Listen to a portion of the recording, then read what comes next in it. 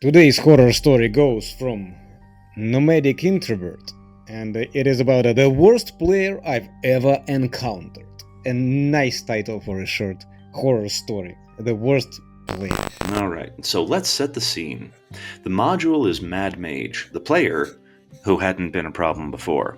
I'd invited to the campaign where I was learning to DM for the first time. Let's call her Becky. Now, Becky has a problem. That problem is getting her to interact with your world in any way outside of how she wants to interact with it. Now, OP fully realizes this sounds like railroading. It's not. I like to give my players free reign of the world. I like how he breaks the fourth wall here and there occasionally. Yeah, the little, listen, dear readers, I swear I'm not the prick here. Yeah.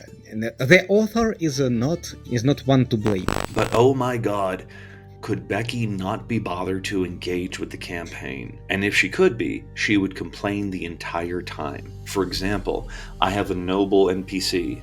Nobles are evil and going to hell. Said noble NPC offers to pay them to go into the tower. Insert tragic backstory of having 7 kids and a sick father at home and a useless baby daddy who I don't understand wasn't dumped, or why Becky would create a character like that in a campaign. Okay, so this is Becky's backstory. This is Becky's backstory, not the NPC. Okay. What does the OP have against this backstory? I don't think that there is any reason to mock others' backstories. Well, I mean, if it's taking up game time and preventing the progression of the story, maybe. Right, it seems like it was an excuse for her to not go into the tower. She just comes to this noble NPC and tells him her tragic backstory about it. Okay, I got it. NPC says, yes, I would like to hire you to go into the tower. And this is where she inserts her backstory of, I've got 7 kids at home and a useless baby daddy and my father's sick and I don't have time to go into your tower. So why the fuck did you join the group?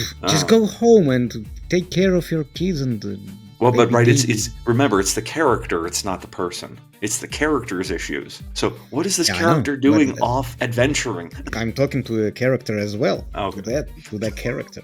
Just go home, take care of your kids. Said player challenges NPC to a duel to prove her skill. Gets her ass kicked twice and proceeds to whine about it. Threatens to kill the noble NPC. Threatens to not heal noble NPC if they adventured together. So far I was thinking, she just hates nobles. I get it. OP realizes we say eat the rich for a reason, but this is a fantasy setting. As a fantasy setting, why do I have to include real life problems? Why should I be forced to include racism or classism? Why can't I make my world be a bit better than our reality? Yeah, this is an escapism game. We are going there to escape out of those things.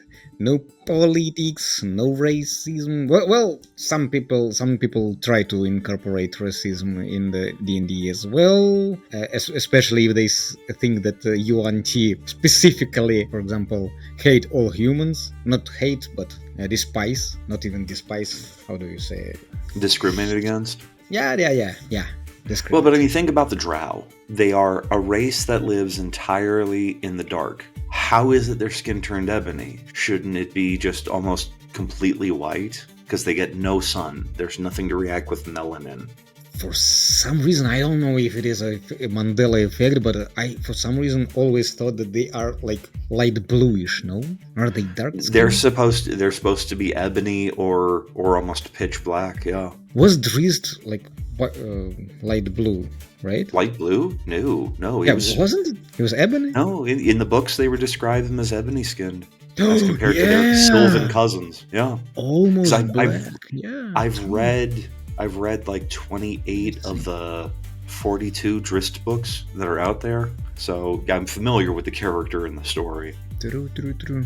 This is like effect Mandela. I always, like when I think Drow, I figure this pale, little bluish skin and white hair. Because that would make sense. That it would make sense for them to be extremely pale. So why did the fantasy authors choose their skin tone? Okay. But let's move on. Nope. Becky was just being a bit of a dick. I found out after the fact another AFAB player. AFAB? I'm not familiar with that. Me neither.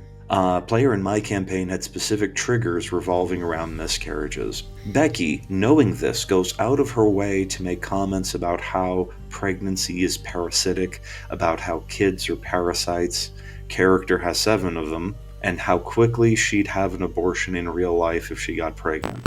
Whoa, Becky, chill, babe. What the fuck? That's First of all, she has 7 characters. Oh, she has 7 kids. It is in the middle of psychosis if a character tells that she would have an abortion after having 7 kids. especially in front of somebody who's uncomfortable with the topic and has had miscarriages. Like that's sadistic. Like, I don't care who you are. That's out of line.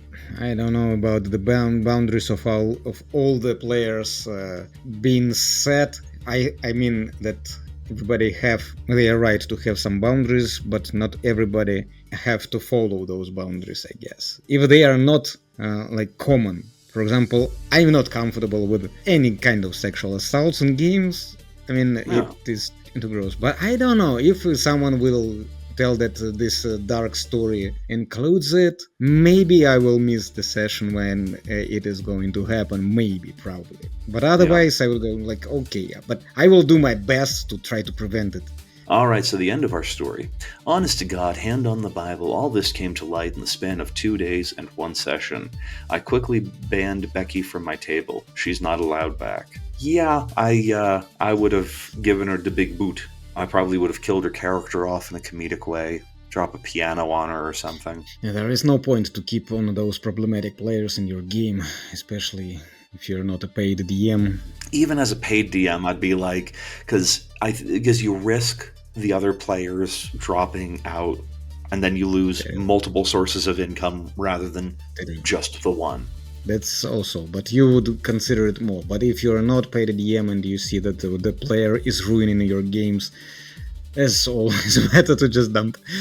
Or maybe a little bit talking to her in beforehand, but as I gathered, they tried, they failed, so time to go, certainly. Becky, take a flying leap at a rolling donut off a short pier. Thanks.